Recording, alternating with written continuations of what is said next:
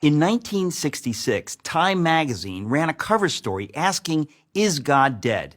The cover reflected the fact that many people had accepted the cultural narrative that God is obsolete, that as science progresses, there's less need for a God to explain the universe. It turns out, though, that the rumors of God's death were premature. In fact, perhaps the best arguments for his existence come from, of all places, science itself. Here's the story. The same year Time featured its now famous headline, the astronomer Carl Sagan announced that there were two necessary criteria for a planet to support life: the right kind of star and a planet the right distance from that star. Given the roughly octillion planets in the universe, that's one followed by 24 zeros, there should have been about septillion planets, that's one followed by 21 zeros, capable of supporting life. With such spectacular odds, scientists were optimistic that the search for extraterrestrial intelligence, known by its initials SETI, an ambitious project launched in the 1960s, was sure to turn up something soon. With a vast radio telescopic network, scientists listened for signals that resembled coded intelligence.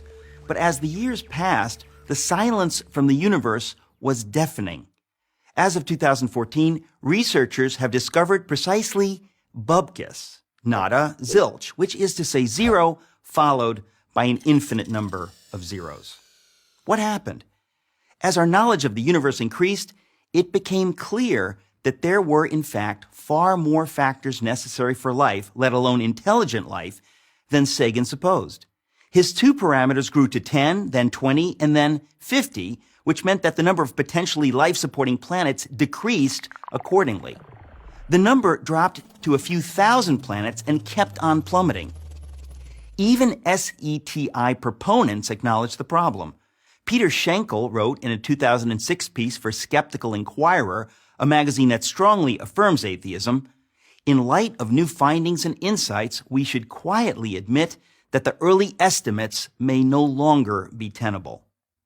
Today, there are more than 200 known parameters necessary for a planet to support life, every single one of which must be perfectly met or the whole thing falls apart. For example, without a massive gravity-rich planet like Jupiter nearby to draw away asteroids, Earth would be more like an interstellar dartboard than the verdant orb that it is. Simply put, the odds against life in the universe are astonishing. Yet, here we are, not only existing, but talking about existing. What can account for it?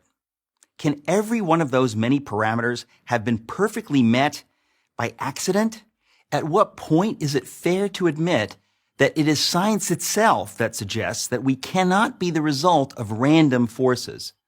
Doesn't assuming that an intelligence created these perfect conditions in fact require far less faith than believing that a life-sustaining Earth just happened to beat the inconceivable odds? But wait, there's more. The fine-tuning necessary for life to exist on a planet is nothing compared with the fine-tuning required for the universe to exist at all. For example, astrophysicists now know that the values of the four fundamental forces, gravity, the electromagnetic force, and the strong and weak nuclear forces, were determined less than 1/1,000,000th of a second after the Big Bang. Alter any one of these four values ever so slightly, and the universe as we know it could not exist. For instance, if the ratio between the strong nuclear force and the electromagnetic force had been off by the tiniest fraction of the tiniest inconceivable fraction, then no stars could have formed at all. Multiply that single parameter by all the other necessary conditions, and the odds against the universe existing are so heart-stoppingly astronomical that the notion that it all just happened defies common sense. It would be like tossing a coin and having it come up heads 10 quintillion times in a row. I don't think so. Fred Hoyle, the astronomer who coined the term Big Bang, said that his atheism was greatly shaken by these developments. One of the world's most renowned theoretical physicists, Paul Davies, has said that the appearance of design is overwhelming. Even the late Christopher Hitchens, one of atheism's most aggressive proponents, conceded that without question the fine-tuning argument was the most powerful argument of the other side. Oxford University professor of mathematics, Dr. John Lennox, has said, the more we get to know about our universe, the more the hypothesis that there is a creator gains in credibility as the best explanation of why we are here. The greatest miracle of all time is the universe. It is the miracle of all miracles, one that inescapably points to something or someone beyond itself. I'm Eric Metaxas for Prager University.